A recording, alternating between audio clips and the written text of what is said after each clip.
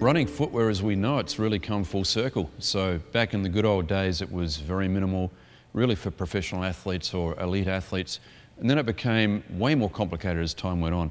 So the running boom of the 70s moved into the 80s. We saw a lot of stuff being added to shoes, and with that complexity, difficult to tell the story, a bit of confusion. Now we're in a unique position that things are being more simplified. We're getting back to a product that's more flexible, and I think a lot more athlete friendly, and I think that's great. I think athletic companies have designed shoes to align to the ankle pretty much because that's the way it was always done. So there's no real science behind it, and this is what we need to question now. That's the reason we're having this discussion.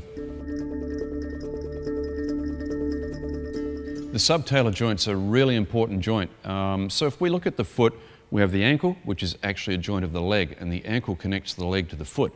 The subtalar joint's the joint immediately below that, and it basically is a joint of the foot. It's so important because it really is the major joint that allows for the key elements of walking and running, those being the terms everybody knows about, pronation and supination. Without the subtalar joint, you can't have those movements and you can't walk or run properly.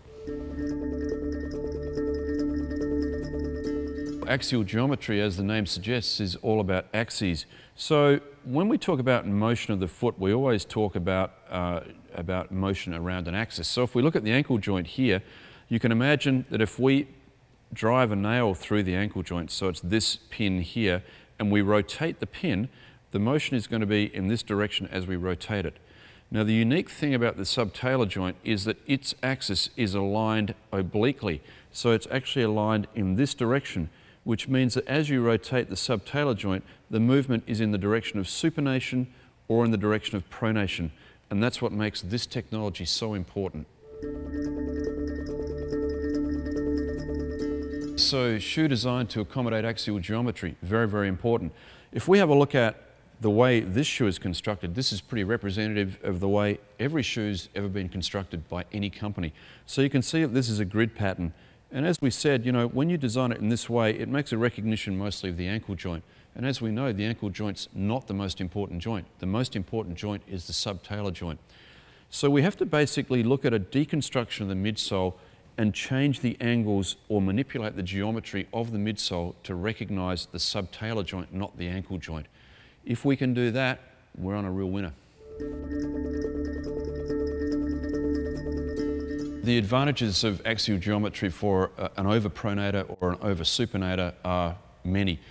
And the real key here is that we can actually take weight out of the shoe whilst manipulating the geometry, so we can make a recognition for somebody who's either an overpronator or an underpronator. So just by changing the way we decouple the midsole, we can make a recognition of that athlete. That is really incredible, and I think it's going to be a huge advantage for the athlete. The importance of the midfoot, I think critical. We've talked about the subtalar joint. The midfoot is very important. It allows us to transfer load from the rear foot to the forefoot. It's basically the link, the go-to structure. So we have to make a recognition of how we can transfer the stresses, and we do that with axial geometry. Axial geometry in the forefoot, I guess, is the last piece of the jigsaw puzzle here. We've talked about designing for the rear foot, designing for the midfoot. We shouldn't be ignoring the forefoot. At the moment, you can see that we are basically designing the forefoot for flexibility in this direction. But the bones are aligned in this direction, and the axes are different for every single one. So we have to make sure that when we're manipulating the geometry of the forefoot, we make a recognition of those axes. If we can do that, we've got a product that's going to recognize load from the moment of contact right through the midfoot and into toe-off. We've got the complete product. The benefits of axial geometry, I think form, fit and function. So 3 huge benefits, 3 bullet points for us. Form in terms of this is a whole new project, it's a whole new way of designing footwear, and we think that it's going to make the athlete run in a totally different way with better style, with better comfort. Fit, of course, perhaps the singular most important thing in footwear. If the shoe doesn't fit, it won't work properly. It leads us on to function. Function, the most important thing. We need to make sure that the shoe works with the athlete so they can function to the best of their ability. That's what it's about.